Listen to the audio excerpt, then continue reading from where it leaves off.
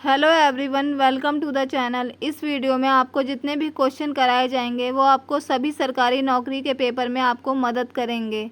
तो आज का पहला क्वेश्चन है। क्वेश्चन में बोला है कि विनीत एक औरत की तरफ इशारा करते हुए कहता है कि ये मेरे दादा के इकलौते पुत्र की पुत्री है। तो विनीत उस औरत का क्या लगता है? भाई, भतीजा, चाचा, चचेरा भाई, इनमें से क्या लगता है विनीत उस औरत का? हमें ये पता लगाना है, ठीक है। तो क्वेश्चन में बोला है कि विनीत एक औरत की तरफ इशारा करते हुए कहता है कि ये मेरे दादा के इकलौते पुत्र की पुत्री है। मतलब विनीत के दादा, मतलब ये हो गए विनीत के पापा, ये विनीत के पापा के पापा, तो ये क्या होगा? विनीत के दादा। ये मेरे दादा के इकलौते पुत्र, किसकी बात हो रही है? विनीत के पापा की। ये मेरे दादा के इकलौते पुत्र की पुत्री है। ये मेरे दादा के इकलौते पुत्र इसके पापा की पुत्री है। ये हो गई पुत्री, ठीक है। तो बोला है विनीत उस औरत का क्या लगता है? ये इसके पापा हैं, ये विनीत बेटा हो गया, ये बेटी हो गई। तो विनीत इस औरत का क्या लगेगा? भाई लगेगा, ठीक है। तो ऑप्शन ए जो है इसका सही उत्तर है।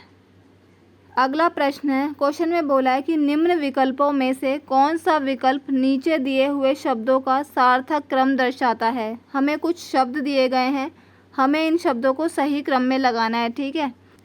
तो यहाँ पर सूद दिया गया है, यहाँ पर उगाना, यहाँ पर रुई, खाद, कपड़े और बीज। तो सबसे पहले क्या होता है? बीज होता है, ठीक है। उसके बाद क्या किया जाता है? बीज को मिट्टी में उगाया जाता है, तो दूसरा नंबर आएगा फिर यहाँ पर। उसके बाद क्या किया जाता है? खाद डाली जाती है, ठीक है। तो चौथे नंबर पर यहाँ पर खाद आएगा। उसके बाद फिर रुई उगती है उसमें, 3। उसके बाद उसका धागा बनाया जाता है, ठीक है। फिर धागे से क्या बनाए जाते हैं? कपड़े बनाए जाते हैं। तो क्या क्रम आया है इसका? 6, 2, 4, 3, 1, 5। तो इनमें किस में है? 6, 2, ये तो 4 से शुरू हो रहे हैं, ये तो होंगे नहीं। ये 2 से शुरू हो रहा है, ये भी गलत है। तो 6, 2, 4, 3, 1, 5। तो ऑप्शन डी जो है इसका सही उत्तर है।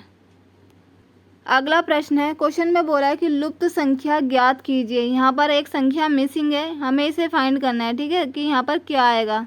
तो देखो हमें क्वेश्चन में क्या दिया गया है? 1, 2, 3, 11, 7, 5, 120, 45। यहाँ पर क्वेश्चन मार्क है। यहाँ पर क्या आएगा? 19, 17, 16, 15, इनमें से क्या आएगा ये पता लगाना है, ठीक है। तो पहले जोड़ के देखते हैं। 1 और 2 को अगर जोड़ देंगे तो क्या आएगा? 3 आएगा, ठीक है। 11 और 7 को जोड़ेंगे तो कितना आएगा? 18 आएगा। लेकिन यहाँ पर क्या आ रहा है? 5 आ रहा है, तो ये गलत है। तो जोड़ से तो इसका आंसर नहीं आएगा। अब मल्टीप्लाई करके देखते हैं। 1 दूनी 2, 2 में और अगर 1 जोड़ देंगे तो कितना आएगा? 3, ठीक है। 11 × 7 77 होता है, तो यहाँ पर 5 आ रहा है। तो गुणा से भी नहीं होगा ये सवाल। अब क्या करते हैं? ऐसे देखते हैं, ठीक है। 1 और 11, यहाँ पर 120 आना चाहिए, तो ये जोड़ के भी नहीं आएगा और गुणा करके भी नहीं आएगा। तो अब क्या करें? स्क्वायर करके देखते हैं। 11 का स्क्वायर कितना होता है? 121।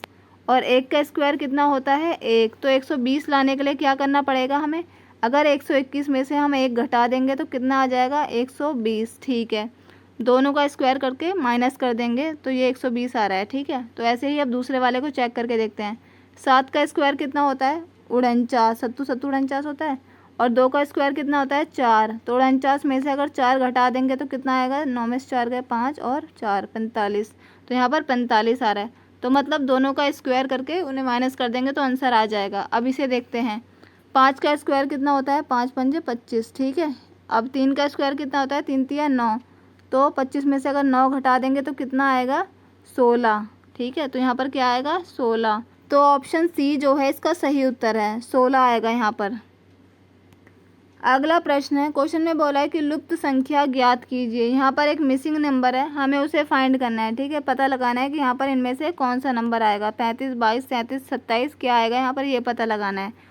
तो हमें यहाँ पर पहले 3 दिया गया है, फिर 4, फिर 6, फिर 3, यहाँ पर 33। 4, 4, 8, 5, 56 दिया है यहाँ पर 3, 2, यहाँ 5, यहाँ 4। तो पहले जोड़ के देखते हैं। 3 और 3 कितना होता है? 6। 4 और 6 कितना होता है? 10। तो हमें यहाँ पर क्या लाना है? 33 लाना है। तो इनकी गुणा करेंगे तो 60 आएगा और अगर इन्हें जोड़ देंगे तो 16 आएगा। लेकिन 33 नहीं आ रहा है, तो जोड़ से तो इसका आंसर नहीं आएगा। अब गुणा करके देखते हैं। 3 की अगर 3 से गुणा करेंगे तो 3 तिया 9 आ रहा है, ठीक है। 4 की अगर 6 से गुणा करेंगे तो 24 आएगा, ठीक है। तो इसे मल्टीप्लाई करेंगे तो काफ़ी बड़ा नंबर आएगा, 33 तो नहीं आएगा। अब प्लस करके देखते हैं इनको, ठीक है, इन दोनों को जोड़ के देखते हैं। 9 और 4 कितना होता है 13, 13 का 3 हाथ से लगा 1 2 और 1 3, तो 33 आ रहा है। और यहाँ पर क्या आ रहा है, यहाँ 33 आ रहा है। तो कैसे करना है हमें, दोनों को गुणा करके, इन दोनों को गुणा करके जोड़ देंगे तो आंसर आ जाएगा, ठीक है।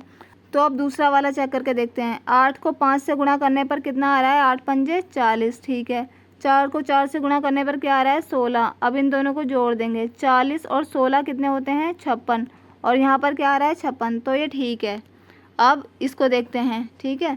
3 और 4 को गुणा करने पर कितना आ रहा है 3 चौक 12, 2 और 5 को गुणा करने पर कितना आ रहा है 10। अब इन दोनों को जोड़ देंगे, 12 और 10 कितने होते हैं 22, तो यहाँ पर क्या आएगा 22 आएगा। तो ऑप्शन सी जो है इसका सही उत्तर है 22। अगला प्रश्न है, क्वेश्चन में बोला है कि यदि 7 गुणा 6 गुणा 9 करेंगे तो 9 7 6 नंबर आएगा, ठीक है। ये और 5 गुणा 9 गुणा 4 करने पर 4 5 9 आएगा। तो 6 गुणा 3 गुणा 8 करने पर क्या नंबर आएगा, यहाँ पर ये पता लगाना है, ठीक है। तो देखो यहाँ पर कितना दिया है 7 6 9, और यहाँ पर कितना दिया है 9 7 6। तो पहले 9 आया, फिर 7 आया, फिर 6 आया है। पहले लास्ट वाला नंबर, फिर पहला नंबर, फिर बीच वाला नंबर, ठीक है। अब इसे चेक करते हैं, 5 9 4, तो पहले लास्ट वाला नंबर आएगा 4, ठीक है। फिर पहला वाला नंबर 5, फिर बीच वाला नंबर 9। तो ऐसे ही यहाँ पर क्या आएगा 6 गुणा 3 गुणा 8 करने पर यहाँ पर क्या आएगा, पहले लास्ट वाला नंबर 8, फिर पहला नंबर 6, फिर बीच का नंबर 3, तो क्या आएगा 8 6 3। तो ऑप्शन डी जो है इसका सही उत्तर है 8 6 3। अगला प्रश्न है, क्वेश्चन में बोला है यदि हम 43 को 21 से गुणा करेंगे तो 6 आएगा, और 64 को 61 से गुणा करेंगे तो 4 आएगा। तो 92 को 31 से गुणा करने पर यहाँ पर क्या आएगा ये पता लगाना है, ठीक है। तो पहले जोड़ के देखते हैं, 43 को 21 से जोड़ेंगे तो कितना आएगा, 43 और 21 से जोड़ने पर 64 आ रहा है। यहाँ पर हमें 6 चाहिए, तो जोड़ से तो नहीं आ रहा है। अब माइनस करके देखते हैं, 43 में से अगर हम 21 को घटा देंगे तो कितना आएगा 2 2 22 आएगा, लेकिन यहाँ 6 आ रहा है, ठीक है, ये भी नहीं बैठ रहा है। अब क्या करते हैं, इन दोनों को गुणा करके देखते हैं, 4 और 3 को गुणा करेंगे तो 12 आएगा, ठीक है। और इन दोनों को गुणा करने पर क्या आएगा 2 एकम 2, और यहाँ पर हमें क्या चाहिए 6। अगर हम इस 12 को 2 से भाग दे देंगे तो क्या आ जाएगा 2 6 12, ठीक है, यहाँ पर 6 आ गया। अब दूसरा वाला चेक करके देखते हैं, ठीक है। इन दोनों को गुणा करके, उसके बाद इन दोनों को गुणा करके इस नंबर को भाग कर देंगे इस नंबर से, ठीक है। तो 64 को 6 और 4 को गुणा करेंगे तो 6 चौक 24, ठीक है। उसके बाद 6 एकम 6, ठीक है। अब 24 को भाग करेंगे 6 से तो कितना आएगा 6 चौक 24, तो 4 आ रहा है, ठीक है, यहाँ पर 4 आ रहा है। ऐसे ही अब इसे करके देखते हैं, 9 दूनी 18, 3 एकम 3। अब 18 को हम 3 से भाग दे देंगे तो 3 6 18, तो क्या आएगा आंसर यहाँ पर 6। तो ऑप्शन ए जो है इसका सही उत्तर है, 6 आएगा यहाँ पर। अगला प्रश्न है, हमें यहाँ पर पुस्तक दिया है, यहाँ कागज़, यहाँ रोटी, यहाँ पर क्वेश्चन मार्क। यहाँ पर इनमें से क्या आएगा, बिस्कुट मक्खन आटा केक, इनमें से क्या आएगा ये पता लगाना है, ठीक है। यहाँ पर पुस्तक और कागज़, पुस्तक किससे बनती है कागज़ से बनती है, ठीक है, इसलिए यहाँ पर पुस्तक और कागज़ दिया है। रोटी किससे बनती है, बिस्कुट से, मक्खन से, केक से, आटे से। किससे बनती है, आटे से बनती है रोटी, तो यहाँ पर क्या आएगा आटा। तो ऑप्शन ए जो है इसका सही उत्तर है आटा। अगला प्रश्न है, ये वेन डायग्राम का क्वेश्चन है। क्वेश्चन को अच्छे से समझकर फिर इसका डायग्राम बनाएंगे, ठीक है। तो यहाँ पर बुध दिया है, यहाँ पर बृहस्पति, यहाँ पर ग्रह। तो ग्रह में क्या है, सभी ग्रह आते हैं, तो ये ग्रह का डायग्राम है। उसके बाद क्या है, बुध और बृहस्पति, ये दोनों क्या हैं, ग्रह हैं दोनों, तो ये ग्रह के अंदर आ जाएंगे। ये बुध हो गया, ये बृहस्पति हो गया। तो ऑप्शन ए जो है इसका सही उत्तर है, ये हो गया ग्रह का, ये बुध और ये बृहस्पति, ठीक है, दोनों ग्रह इसी के अंदर आएंगे। अगला प्रश्न है, क्वेश्चन में बोला है कि नीचे दी गई आकृति में आयतों की संख्या ज्ञात कीजिए। इस आकृति में कितने आयत हैं हमें ये पता लगाना है, ठीक है। 10 11 12 13 कितने आयत हैं हमें ये पता लगाना है। आयत किसे कहते हैं, जिसके सामने की जो लाइन होती है वो उसके बराबर होती है, ठीक है। इसके सामने की ये लाइन बराबर है, इसके सामने की ये लाइन बराबर है, ठीक है, तो इसे क्या कहेंगे आयत। तो देखो, एक हो गया ये, दूसरा हो गया ये, तीसरा हो गया ये, चौथा हो गया ये, पांचवा हो गया ये, छठा हो गया ये, सातवां हो गया ये, ठीक है, 7 हो गए। अब 8वां हो गया ये, 9वां हो गया ये, ठीक है, 9 हो गए। 10वां हो गया ये, ठीक है, उसके बाद 11वां हो गया ये और 12वां हो गया ये। तो टोटल कितने आयत हैं इस आकृति में? 12। तो ऑप्शन सी जो है इसका सही उत्तर है, 12 आयत है इस आकृति में। अगला प्रश्न है, क्वेश्चन में बोला है कि नीचे दी गई आकृति में कितने त्रिभुज हैं? त्रिभुज किसे कहते हैं? जिसकी 3 साइड्स होती हैं उसे त्रिभुज कहते हैं, ठीक है। तो इस आकृति में कितने त्रिभुज हैं हमें ये पता लगाना है। एक हो गया ये, दूसरा हो गया ये, तीसरा हो गया ये, चौथा हो गया ये, पांचवा हो गया ये, छठा हो गया ये, ठीक है, 6 त्रिभुज हो गए अभी तक। उसके बाद देखो 7वां हो गया ये, 8वां हो गया ये, 8 हो गए। 9वां हो गया ये, उसके बाद 10वां हो गया ये। तो टोटल कितने त्रिभुज है इस आकृति में?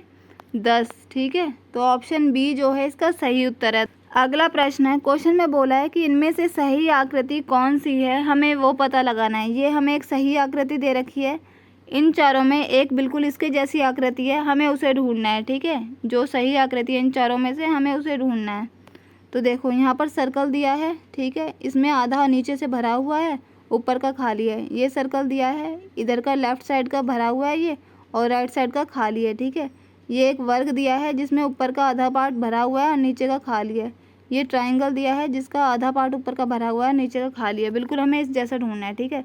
तो ये सर्कल है, यहाँ पर इसका क्या है, लेफ़्ट पार्ट भरा हुआ है, लेकिन क्या है इसमें ऊपर का पार्ट भरा होना चाहिए था, तो ये गलत है, ठीक है।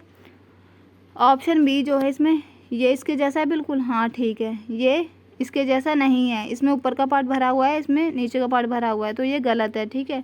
अब तीसरा देखते हैं, सर्कल है, ठीक है, लेकिन नीचे का पार्ट भरा होना चाहिए, इसमें क्या है साइड का पार्ट भरा हुआ है, तो ये गलत है। चौथा जो है ये सर्कल है, इसमें नीचे का पार्ट आधा भरा हुआ है, ठीक है। ये वर्ग है, इसका ऊपर का पार्ट भरा हुआ है, ठीक है। ये ट्राइंगल है, इसका ऊपर का पार्ट भरा हुआ है, ठीक है। ये क्या है, सर्कल है, इसका साइड का पार्ट भरा हुआ है, ठीक है। तो ऑप्शन डी जो है बिल्कुल इसके जैसा है, ठीक है। तो ऑप्शन डी इसका सही उत्तर है।